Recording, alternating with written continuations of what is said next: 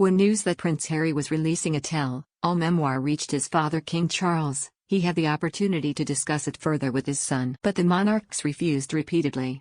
In Endgame, inside the royal family and the monarchy's fight for survival, author Omid Scobie detailed the destruction of the relationships within the family, including between King Charles and his second son, Prince Harry. According to the author, as Harry continued working on his memoir Spare, Charles was given plenty of opportunities to speak with his son and express his grievances. However, he chose not to for months. It ultimately was Harry who reached out to Charles under the guidance of a close friend. The phone call was meant to resolve some of their interpersonal issues, but it came with its own challenges. A friend of Harry told the author, it was an awkward conversation, but he knew if he didn't make those first steps, there would never be any progress. There was no raised voices, no arguments. But the king was cold and brief rather than open to any proper dialogue.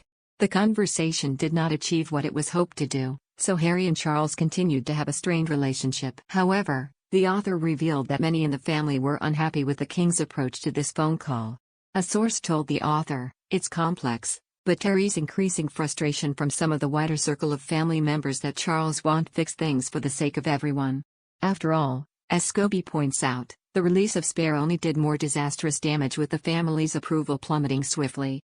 And yet, there still appears to be no end in sight for this family feud. However, it was previously reported that the phone calls between Harry and Charles haven't necessarily stopped, albeit aren't seeing much progress. A source told OK Magazine, I think for anything serious, it would require Harry to make a public statement of apology, to the king, to his brother, to all the British and Commonwealth citizens, acknowledging he made a mistake. Until he does that, these calls amount to nothing.